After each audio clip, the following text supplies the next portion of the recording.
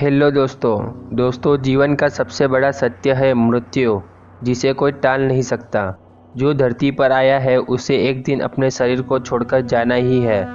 शरीर में मौजूद ऊर्जा, जिसे आत्मा कहते हैं, वह समाप्त नहीं होती, बस रूपांतरित होती रहती है।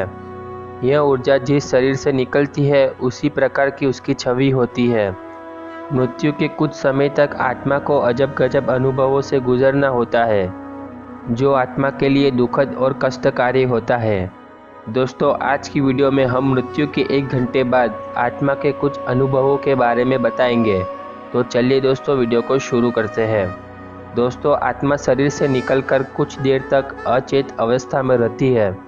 आत्मा को इस प्रकार का अनुभव होता है जैसे कठिन परिश्रम से थका हुआ मनुष्य गहरी निद्रा में होता है, लेकिन कुछ पल में यह अचेत से सचेत हो जाती है और उठकर खड़ी हो जाती है।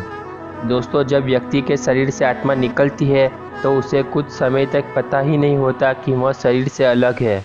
वह उसी प्रकार व्यवहार करती है जैसे शरीर में रहते हुए उसका व्यवहार था।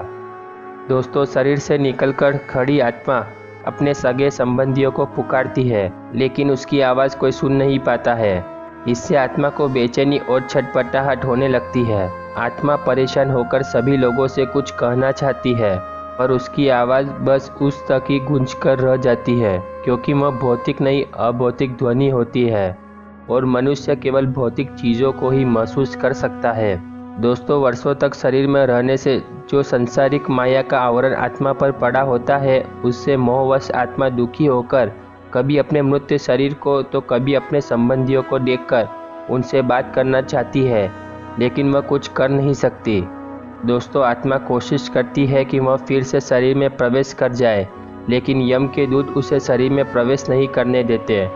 धीरे धीरे व्यक्ति की आत्मा यह स्वीकार करने लगती है कि अब जाने का वक्त हो गया है और मोह का बंधन कमज़ोर होने लगता है और वह मृत्यु लोक की तरफ बढ़ने के लिए तैयार होती है।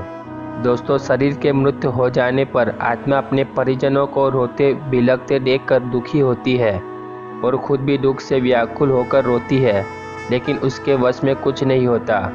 वह लाचार होकर सब कुछ देखने और अपने जीवन काल में किए कर्मों को याद करके दुखी होती है। यम के दूत आत्मा से कहते हैं कि चलो, अब यहाँ से चलने का समय आ गया है, और कर्मों के अनुसार उसे लेकर आगे के मार्ग की ओर चल पड़ते हैं। दोस्तों, कुछ ही समय में आत्मा एक ऐसे मार्ग में पहुँच जाती है जहाँ न सूर्य की रोशनी होती है न चांद की चांदनी।